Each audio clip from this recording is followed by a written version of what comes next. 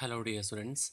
This is Dr. Govind Saraswat, Assistant Professor in English from Government College, Degana. Dear students, today we will discuss a novella entitled The Old Man and the Sea, written by Ernest Hemingway. Hemingway was an American writer. He was born in 1899. His father was a doctor, and he was the second of six children. He started his career as a cub reporter when he joined the Kansas City Star in 1917. The following year, he volunteered to work as an ambulance driver on the Italian front, where he was badly wounded but honored for his services.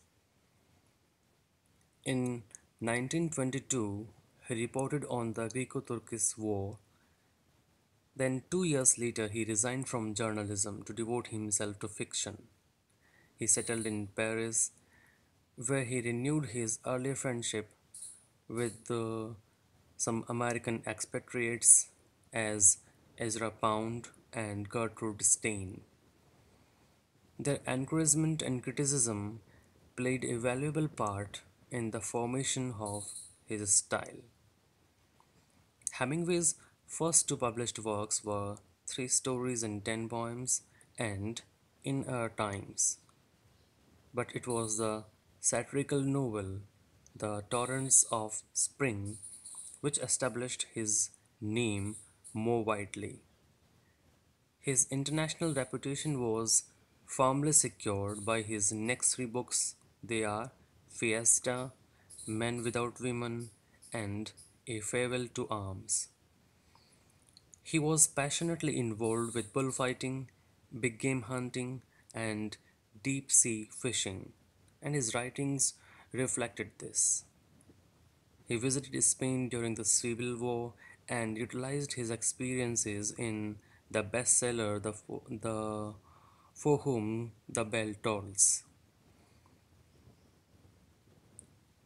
Recognition of his position in contemporary literature came in 1954 when he was awarded the Nobel Prize for Literature following the publication of The Old Man and the Sea. Hemingway died in 1961. So that was all we should know about the author Ernest Hemingway. Now, the plot of this novella, Old Man and the Sea. संघर्ष की आपने बहुत सारी कहानियाँ सुन रखी होंगी या आपने शायद देखा भी होगा किसी को स्ट्रगल करते हुए अपनी विषम परिस्थितियों के खिलाफ। कई बार ऐसा होता है कि आदमी असफल हो जाता है, गिरता है, फिर संभलता है, लेकिन जो कोशिश करता रहता है एक दिन असफलता उसकी सफलता में ज़रूर बदलती है। पर कोशिश करना बहुत ज़रूरी है, होपफुल रहना बहुत ज़रूरी है। कई जने घुटने टेक देते हैं, सरेंडर कर देते हैं, पर जीवन का मतलब संघर्ष में ही है और ये चलता रहता है, तो फिर घबराना किस बात का। ओल्ड मैन इन द सी जो नोवेला है वो भी एक संघर्ष की कहानी है। अब आप सोचेंगे कि इसमें डिफरेंट क्या है। डिफरेंट ये है कि ये स्टोरी एक बूढ़े फिशरमैन के बारे में है जो अपनी लाइफ में बहुत सक्सेसफुल रहा है और इतना एक्सपीरियंस उसने अपनी लाइफ में लिया है फ़िशिंग का कि जो आसपास के दूसरे मछुआरे थे वो भी अपने बच्चों को इसके पास में सीखने के लिए भेजते थे। ऐसे ही एक बच्चा है जिसका नाम है मेलोनिन, उसकी फादर और मदर वो उसको इसके पास में भेजते हैं। मेनोलिन जो है वो उसका बहुत अच्छा फ्रेंड भी है और इसका बहुत अच्छा शिष्य भी है, जो उसके साथ टाइम बिताता है और वो बहुत सारी बातें उससे करता है ताकि वो भी कुछ अपनी लाइफ में सीख सके। कहानी शुरू होती है जब ये ओल्ड फिशरमैन सैंटियागो 84 दिन से एक भी मछली नहीं पकड़ पाया।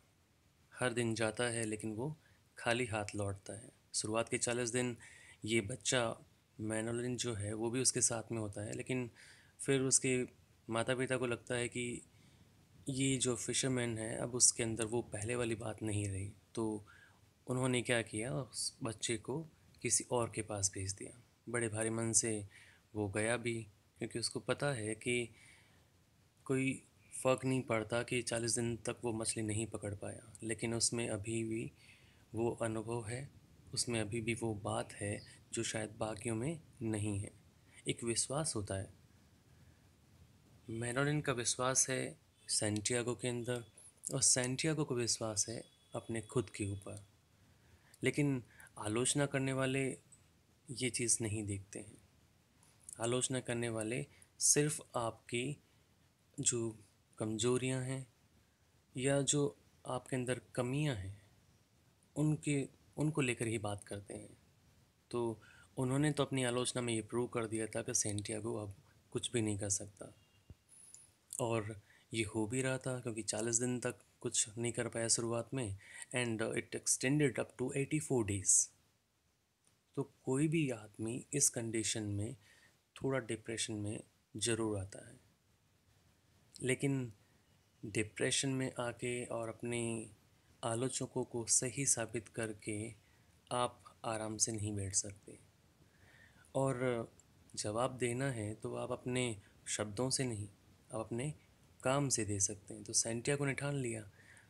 एक रात जब जो 84 दिन जब बीत चुके थे, उस रात को जब वो वापस लौट के आया थका हारा,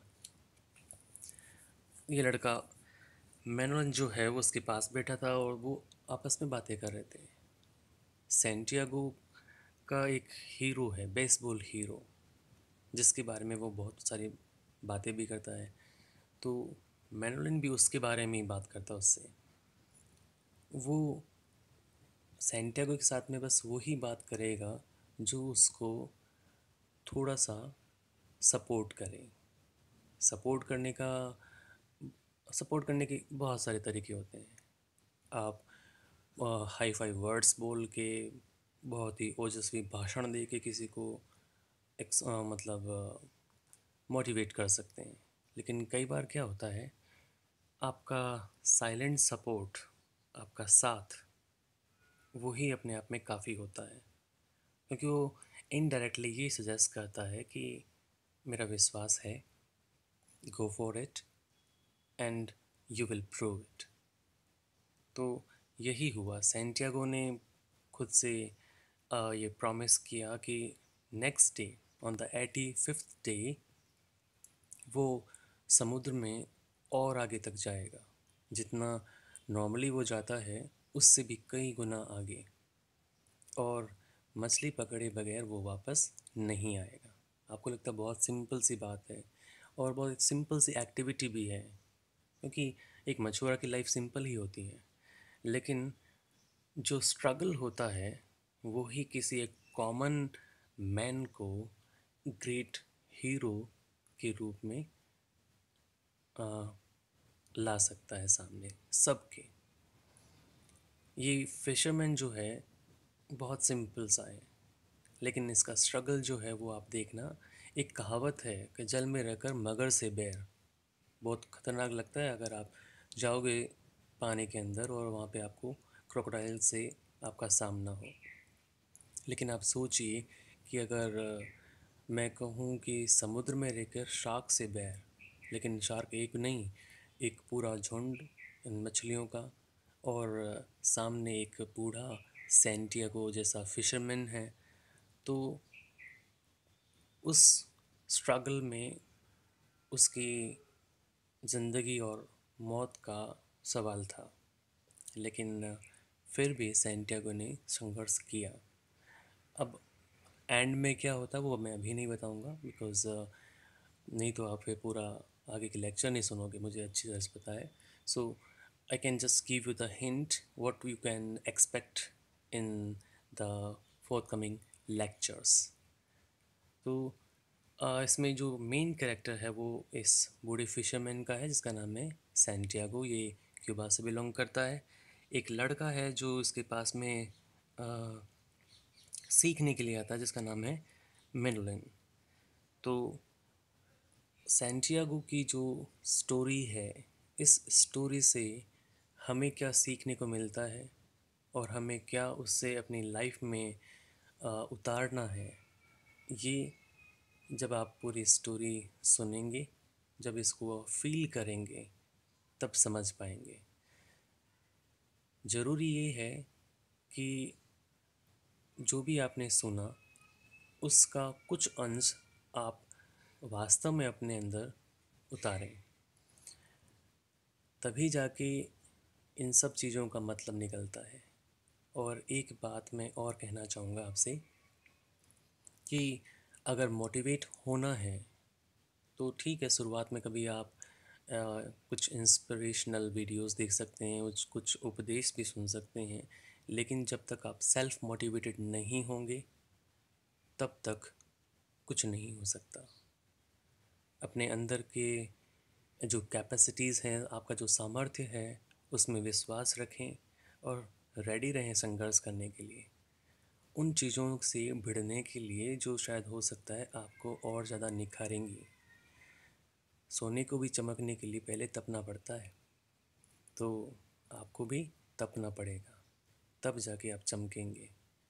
एक हमारे गुरुजी हुआ करते थे स्कूल के टाइम में, वो कहते थे कि घिसते घिसते ही आदमी गोल होता है। ये जो मेटाफर उन्होंने यूज़ किया था वो पत्थरों के लिए किया था जो नदी के रास्ते में होते हैं। वो उस पानी के बहाव के साथ में लुढ़कते रहते हैं और एक दिन वो जो जिस पत्थर के बहुत सारे कोने निकल रखे थे वो एकदम गोल हो जाता है। तो वो ऑलवेज स्ट्राइव फॉर परफेक्शन। आप परफेक्शन के लिए जाइए, असफलताएं आएंगी लेकिन घबराना नहीं है, आपको कोशिश करते रहना है, क्योंकि जो कोशिश करते हैं एक दिन उनकी असफलता सफलता में ज़रूर बदलती है। शुरुआत का रिज़ल्ट क्या रखता है वो मायने नहीं रखता, लेकिन आपको कोशिश रहना है और अपने कर्म पर लगे रहना है। बाकी दुनिया क्या कहती है, भले आपकी प्रशंसा करे तो ज़्यादा चढ़ना नहीं, आपकी बुराई करे तो ज़्यादा डिप्रेशन में जाना नहीं, बस आप अपना काम करते रहिए। एक लाइन है जो मैंने भी अपने जीवन में उतारी है, वो मैं आपको भी कहना चाहूँगा। यह है कि वक्त आने दे बता देंगे तुझे ए आसमां, हम अभी से क्या बताएं क्या हमारे दिल में है। तो अपना काम करते रहिए साइलेंट वे में। जब काम हो जाएगा ना, सबको अपने आप पता चल जाएगा। तो पहले बोलिए मत, काम करिए, और काम जब हो जाएगा सबको पता चल जाएगा कि आप में कितना मेटल है, आप किस मिट्टी के बने हैं। सैंटियागो की स्टोरी मैं आपको आने वाले लेक्चर्स में वन बाय वन बताऊंगा, बिकॉज नोवेला है तो it will take 5 or 6 lectures, and I hope that you will enjoy the story of this old fisherman. This is an epic in itself. It is one of my favorite books, and when I studied my PhD, uh, I read this novella at that time, and it gave me a new enthusiasm, a new zeal. It gave me the confidence that if an old person can uh, struggle in such a way, we can also, because अपनी life में इतनी ज़्यादा कहते हैं ना कठिनाइयाँ शायद नहीं आएंगी, और आएंगी भी तो क्या फ़र्क पड़ता है। जितनी ज़्यादा कहते हैं ना कि जो चीज़ जितनी ज़्यादा बड़ी होती है जिसके लिए आप कोशिश कर रहे हैं, उसके रास्ते में आने वाली कठिनाइयाँ उस लेवल की ही होंगी। तो फिर अगर आपने डिसाइड कर लिया है तो फिर घबराना क्या। Thank you for listening me carefully. I hope that this will be very helpful and very useful for you.